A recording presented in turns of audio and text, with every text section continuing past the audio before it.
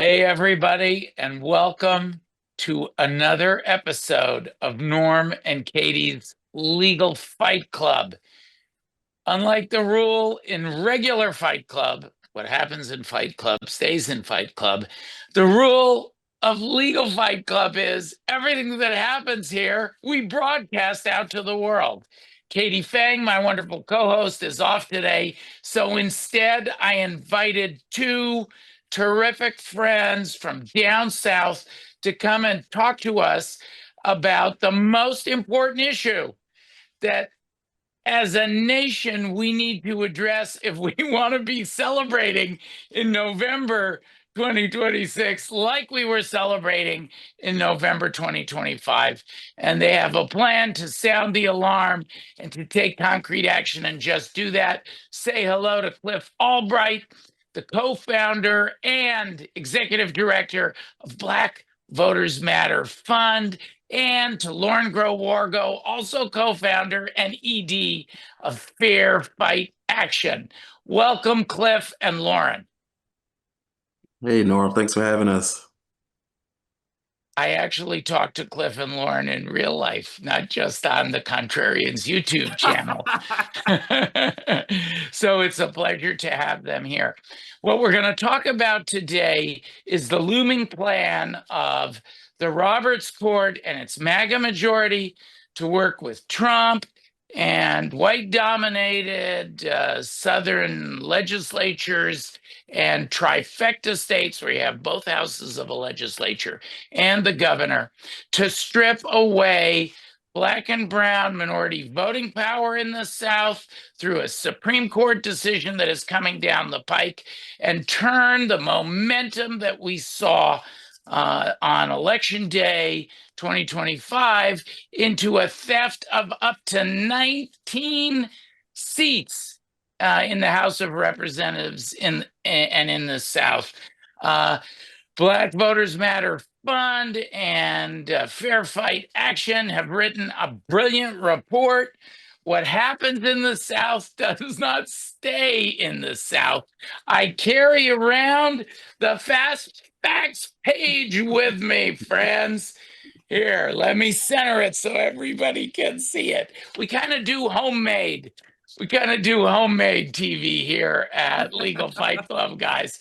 So this all stems from a court case, Louisiana v. Cala, that is up at the Supreme Court. It's been argued, and depending what the Supreme Court does, and friends, if you've been watching the Roberts Court, you know it's not going to be good.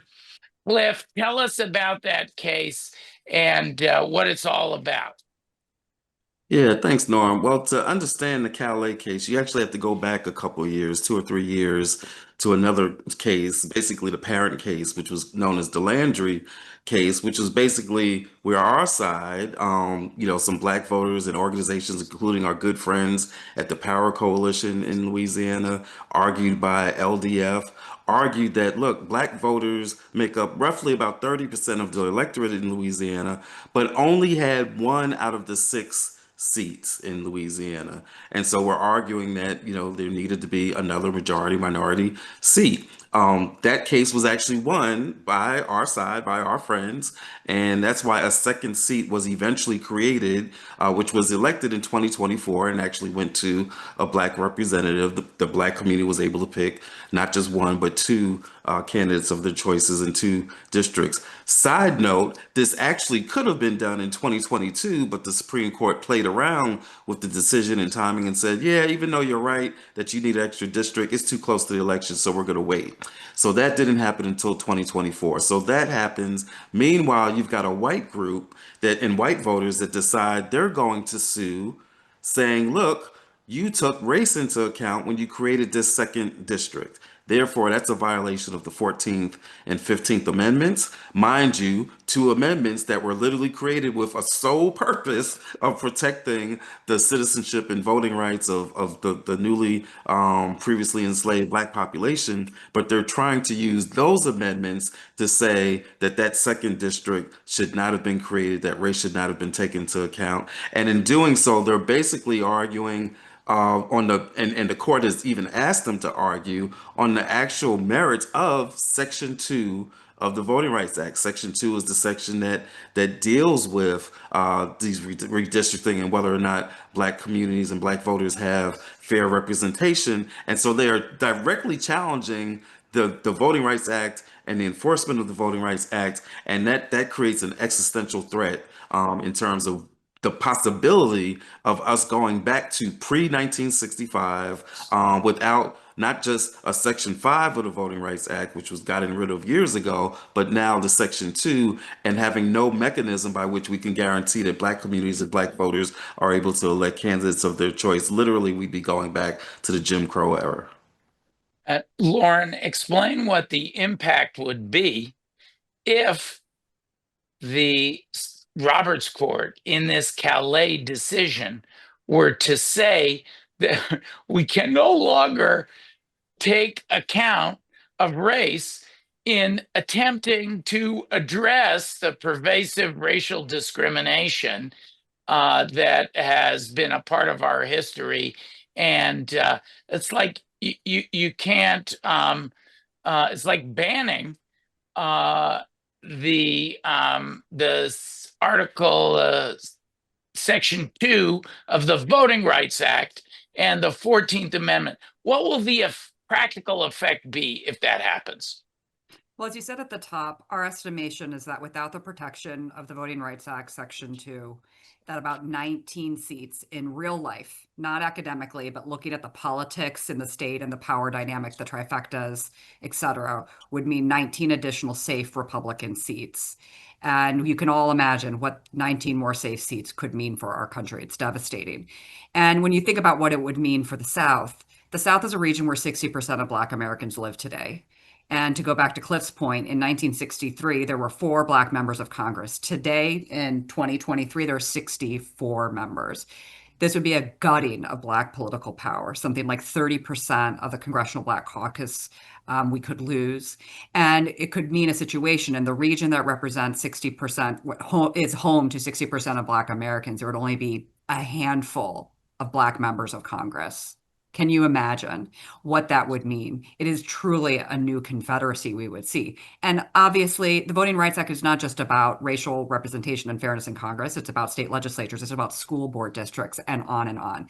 So this case and this issue is about fundamental fairness and the threat to fairness. It's about our fundamental freedom of Americans having the right to representation and not have their power or voices diluted. It's about representation, making sure government represents the people in a multiracial democracy. Getting this right is extremely important. And it's about accountability. Without fair maps, voters can't hold politicians accountable. And friends, it makes a difference. Watch this Calais versus Louisiana case, because it makes a big difference when it's decided. The earlier it's decided, the more we'll know that the Roberts Court and their MAGA allies, that the fix is in to strip away Black voting power, to essentially give a license for racial discrimination. And of course, to profoundly affect the 2026 election. I want to spend some time, because we do this here at Legal Fight Club, on how we fight peacefully, lawfully, and vigorously. Cliff, let's start with you. What is to be done, and how can our viewers help? Yeah, so there's a bunch of things that we can do. One, first and foremost, doing exactly what you are doing with Legal Fight Club, right? To tell the story, to inform the community, to inform the nation of exactly what's at risk. What is this case about? What's at risk? What happens if there's no Voting Rights Act? And so just keeping this on the table as a topic of discussion, which is hard. Look, we know everything that's going on. We know that we've got the military in cities. We know that we've got these frivolous political prosecutions that are taking place. We know that there's literally violations of international law, people being killed in international waters. We've got all of these things going on. That's just the surface.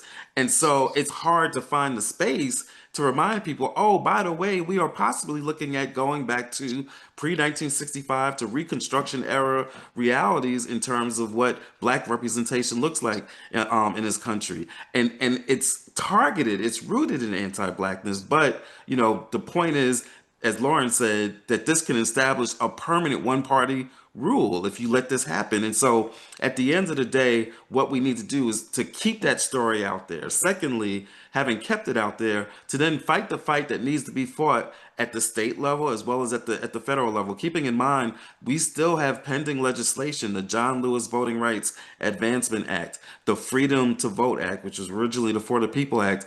The For the People Act actually banned partisan gerrymandering. And so we've still got legislation that we can fight for. And yes, the control of Congress right now doesn't make that at all likely. We know that. But look, if Republicans could try to overturn Obamacare with like 60 votes, even when they didn't have the votes because they wanted to continue to keep it as an issue that people are aware of, then we need to be doing the same thing in terms of continuing to push for voting rights in federal legislation as well as at the state level, because there are some states that are doing an amazing job passing state level voting rights act. We need to continue that push as well as even in those red states, again, where it's not likely, to at least put it on the table to force the discussion. And then the last thing that I'll mention is that there are these battles going on right now, because all of that's well and good, but what do you do right now about Texas gerrymandering, about North Carolina gerrymandering, about Missouri gerrymandering, about Ohio? And so, we're fighting those fights in those states to try to block the gerrymandering. In Missouri, the battle's not over. There's a petition campaign going on right now to try to overturn what their state legislature did. Then you've got blue states. We just saw what happened with Prop 50, overwhelmingly popular in the state, but we need more states to do that. We need Maryland to get on board, and there's a battle going on right now in Maryland to do so. And we need other states like Illinois and New York. So there's battles that could be fought at the federal level, at the state level. There's something for everybody listening to this can do, and you can start by getting involved or connecting with Black Voters Matter on social media or connecting with Fair Fight Action. And Lauren, just say a word specific to the South and the possibilities of seeing this democracy mass mobilization that has been so powerful in 2025 around this issue, from the grassroots to the treetops in the South, Lauren. Look, just this week, Cliff and I and our friends and colleagues are celebrating a massive win. We just broke supermajorities in both chambers in Mississippi because of successful Section 2 impact litigation, elected multiple new Black members of the legislature. It shows the power of voters, of representation, and of fairness. So the South won big, not just the PSC races here in Georgia. We had tons of down ballot wins, beating Republican MAGA folks for mayor and city council. The South is a place of power and opportunity. And we are making sure that we build a massive, broad coalition across the region and deeply within states so that this crisis is not met with only defense. We are going on offense to proactively talk about how we're not going to let them squash Black political power or our dreams of a true multiracial democracy in the South. We are building out a proactive campaign with Democracy Defenders Action and many other allies across the country, but rooted here in the South. And so please stay tuned to the Contrarian and to our social media, because you're going to see come January the beginnings of a new Southern coalition and movement of traditional civil rights groups, new activists, mayors, movement groups, Republicans who have rejected MAGA, and other citizens who want to protect their democracy and understand the importance of multiracial representation, who understand the importance specifically of Black representation, and also understand that we need a thriving two-party competitive system to have a healthy democracy. So more to come. We're going to be working together to make this a big fight next year and tell our American story. So look forward to working with you all on that. Go ahead, Cliff. Yeah, just to add on to what Lauren said, definitely the power of electoral mobilizing. That means don't give up on the South, right? Lauren That's told you right. the name, or you mentioned the name of the report, that what happens in the South doesn't stay in the South, right? So we don't need to get confused and think that this is something that only affects these southern states, that only affects Louisiana because this case is out of Louisiana. Keep in mind, right now, if you're talking, look at the major issues. If you're talking about abortion rights, right? The case Dobbs that ended it, where did it start from? It started in Mississippi. Voting rights starts in the South. So many of the issues that we're dealing with, their origins are in these southern states. So what happens in the South doesn't just stay in the South. We all have to view this as being our issue because it impacts the entire nation. And again, we have the power to win this. We have the power to move the needle on these issues. Mississippi just demonstrated that. Georgia just demonstrated that. We just need everybody to be connected. You know, as Dr. King said, that we're all mutually connected, right? In a single garment of destiny. What happens in the South doesn't stay in the South. We all need to be connected and get involved because we all have a role to play. Well, we're very proud at Democracy Defenders Action to be one thread in that garment to support fantastic leaders like Cliff and Lauren, big coalition in the South, but transcending the nation. Their report, our team just put it up on screen. What happens in the South doesn't stay in the South. It's must reading. Watch for this issue. It's a biggie. It's a big challenge. But as Cliff and Lauren are saying, it's a challenge that we can win if we do it together, contrarians. Nobody could have predicted the powerful pushback on Donald Trump in 2025 and that glorious election day earlier this week. And we're just getting started. The hurdles are large. We're going to jump them together as a nation. We have our QR code as always. You can support us by supporting the Contrarian. Your paid subscriptions make possible programming like this, but also the work that we're actually doing together. We don't just cover democracy, we make democracy better together. We fight for it here at Norm and Katie's Legal Fight Club. It's great to have these two champions in the ring with me today, Cliff Albright, Lauren Groh-Wargo, Black Voters Matter Fund, Fair Fight Action. Thank you for all you do. Thanks, friends, and we'll see you next week on Legal Fight Club. Have a great one.